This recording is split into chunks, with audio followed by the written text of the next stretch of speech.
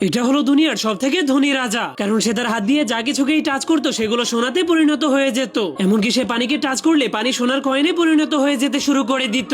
এজন্য সে এভাবেই তার হাতকে ব্যবহার করে দুনিয়ার সব থেকে ধনী রাজাতে পরিণত হয়ে গিয়েছিল। কিন্তু তবুও সে এত সোনার মালিক হয়ে যাওয়া সত্ত্বেও নিজেকে নিয়ে একদমই সন্তুষ্ট ছিল না। এজন্য তার লোভ দিন দিন আরো বেশি বেড়ে যেতে শুরু করে, যার কারণে একদিন সে যখনই ভাবতে শুরু করে আমি পুরো পৃথিবীটাকেই সোনাতে পরিণত করে ফেলবো, তখনই হঠাৎ করে তার ঘরের মধ্যে একজন বামন জাদুকর চলে আসে। এরপর সে রাজাকে বলে, আমি আমার আঙুলের মাধ্যমে যে কোনো প্রাণীকে টাচ করে সোনাতে পরিণত করে ফেলতে পারি। যা দেখে রাজা অনেক খুশি হয়ে যায়, কারণ রাজা তার হাত দিয়ে প্রাণীদেরকে ছুঁয়ে সোনাতে পরিণত করতে পারে না। এজন্য সে ভাবতে শুরু করে সে ওই জাদুকরের হাতকে কেটে নিজের হাতের সঙ্গে জোড়া লাগালে সেও প্রাণীদেরকে সোনাতে পরিণত করতে পারবে। কিন্তু তখনই সেই জাদুকর বামন তাকে সতর্ক করার জন্য বলে, যদি তুমি আমার মতো তোমার হাতগুলোকেও বানাতে চাও তাহলে তোমাকে অনেক বড় বিপদে পড়তে হবে, কারণ এরপর থেকে তুমি তোমার হাত দিয়ে যা কিছুকেই টাচ করবে, যেমন খাবার, মানুষ এবং প্রাণী, সবকিছুই সোনাতে পরিণত হয়ে যাবে। কিন্তু সেই লোভী রাজা তার কোনো কথাকে ভয় না পেয়ে তার কাছ থেকে সেই জাদুময় শক্তি নেওয়ার জন্য রাজি হয়ে যায়। এই জন্য সেই জাদুকর বামন তার টুপিটাকে উঠালেই সে গায়েব হয়ে যায়, যার কারণে রাজা তার হাতগুলোর জাদু শক্তি পরীক্ষা করার জন্য কোনো জীবন্ত প্রাণীকে টাচ করার সিদ্ধান্ত নেয়। এই জন্য তার কালো বিড়ালটা তার মতলব বুঝতে পেরে অনেক ভয় পেয়ে সেখান থেকে পালাতে শুরু করে দেয়। এরপর বিড়ালটা জীবন বাঁচানোর জন্য একটা আপেল গাছের উপরে উঠে গেলে রাজা যখনই সেই আপেল গাছটাকে টাচ করে